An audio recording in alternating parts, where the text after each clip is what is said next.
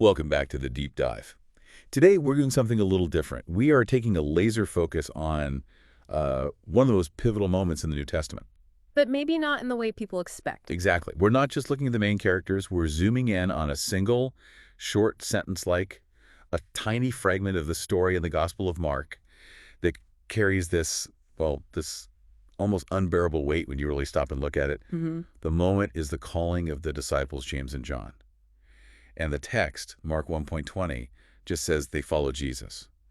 So our mission today is to pull apart that instantaneous obedience, but maybe even more importantly, to analyze the catastrophic, quiet, and completely unrecorded sacrifice of the man they left behind. Their father, Zebedee. Yes. We want to know what it cost to stay just as much as what it cost to go. And it's so crucial that we don't just read this as a quick Sunday school story. When you actually place the scene on the shore of the Sea of Galilee in its real historical and economic context, that simple Paul becomes this moment of profound crisis. This wasn't just James and John changing careers. No. It was an immediate rupture, a break from their family, their identity, the economic security, and the future they were culturally, obligated to protect. That's the key. Yeah. So let's set the scene. Jesus finds these four men, all fishermen, all working. He starts with Peter and Andrew, and the text says they left their nets immediately and followed him. And that right there, that sets the pace. It does.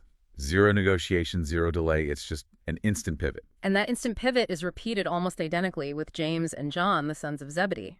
The sources we have emphasized that their response was just as immediate. And you have to think about the practicality of this. They were in the middle of working. Yes, exactly. They weren't just standing around. They were in a boat mending nets. It's midday. They didn't ask Jesus for a week to, liquidate assets or write a succession plan or even just go tell their mother they were leaving. They just walked out of the boat. And the specific line we really need to dwell on is this. They left their father, Zebedee, in the boat with the hired servants. That phrase is a thunderclap hiding in plain sight. It really is. It captures the extremity of it all, the swiftness. They're literally stepping out of their entire established, secure life, the boat, the business, and abandoning everything in maybe 5 seconds? Yeah. The leaving wasn't just a choice for a new path. It was a total severance from the old one, right then and there. And we spend so much energy admiring the disciples for running out of the boat, and we should. But the analysis really shifts when you're forced to turn your gaze back to the man left standing in it. Let's talk about Zebedee. Okay. The scriptures are, shockingly silent on his reaction. We get nothing. No word, no look, no gesture of protest or grief. And that silence is precisely why we have to bring in the context, to infer the staggering implications of what he just lost. Because we can't just picture Zebedee as, some old guy in a rusty dinghy fishing for dinner. No, and the text gives us a clue. It gives us the clue, the fact that he had hired servants. That little detail is the economic key that changes everything. Okay, so explain the weight of that. What does owning hired servants tell us about Zebedee's actual financial standing in first-century Galilee? It tells us he was wealthy, at least by local standards. Fishing in the Sea of Galilee was highly regulated. It was often dominated by powerful families. So to own the boats, the gear, and to employ other people, it meant Zebedee wasn't just fishing to survive. Because you're running a business. He was running a vertically integrated, successful enterprise. Think of it more like he was the owner of a small, thriving regional corporation. He managed inventory, he had capital tied up in expensive nets and vessels, and he hired labor. The presence of servants implies stability, market power, and a serious investment in a multi-generational operation. So if he was running this successful company, the cultural and economic shock of losing James and John at the same time must have been, catastrophic. Oh, absolutely. We're not talking about losing 2 minimum wage employees here. Not at all. In that culture, the fishing business was the family's identity. It was their inheritance, their entire future. Sons weren't just helpers. They were the irreplaceable heirs. Right. They were trained from childhood to run the business. And culturally, they were the ones who would carry on the trade, protect the household, and most critically, they were the only social security net for their aging parents. I think we instinctively project our modern idea of retirement onto this. If my 2 adult kids left my thriving business today, I'd be upset, sure, but I'd have a 401k, maybe some insurance. Right. Zebedee lost his entire security system and the continuity of his name, all in a single breath. He lost his business future, his personal care plan, and the foundation of his social standing. Everything just evaporated. It'd be like someone today having their two kids who are senior partners at the family law firm just walk out mid-meeting to join I don't know, a traveling relief group with no guaranteed income. The loss is just staggering, financially and emotionally. And this is where the inference our analysis draws becomes so critical, because the text still doesn't tell us how he felt. If it's completely silent, how can we infer this powerful, unnamed faith?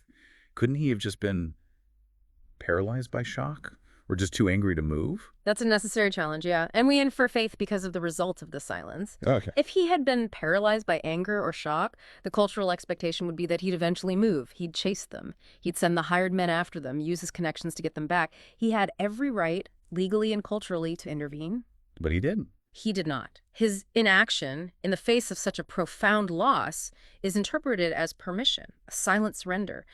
He must have recognized something in Jesus's call that, transcended his own commitment to family legacy and financial security. He just let him go. He let them go. He saw his sons choose a purpose he didn't initiate, and he yielded his claim to them.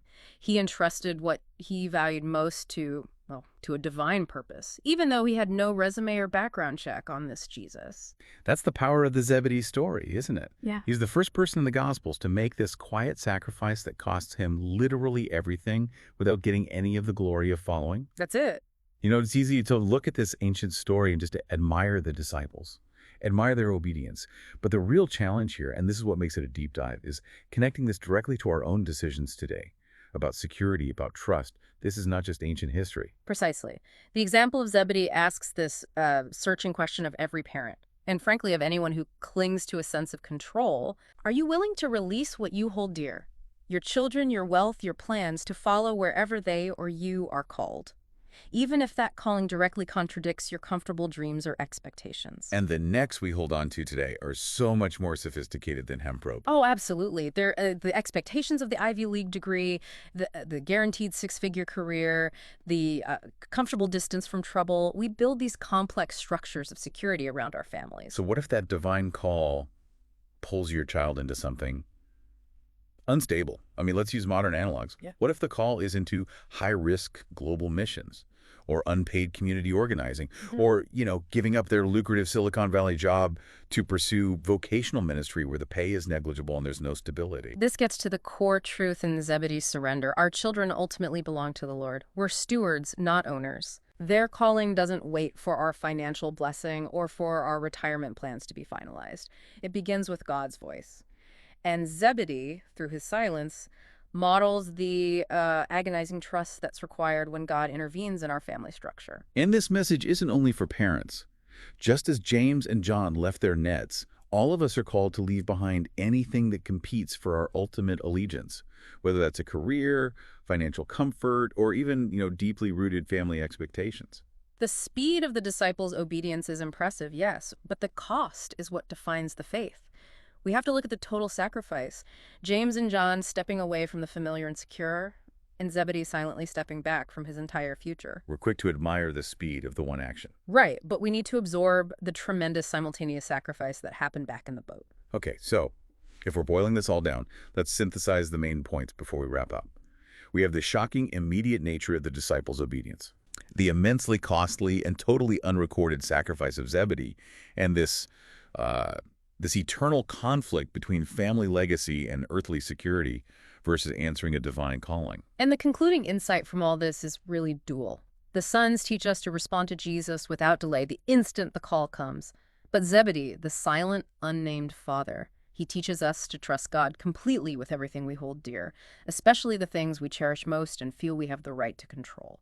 So as you consider the immediate obedience of the disciples today, think about the price paid for that swiftness. Yeah. If you're called to admire their willingness to drop the nets and follow, are you equally willing to practice the unnamed father's immediate, profoundly costly trust? What's the Zebedee moment in your life right now that requires letting go? That's something to mull over. We'll catch you next time for the next deep dive.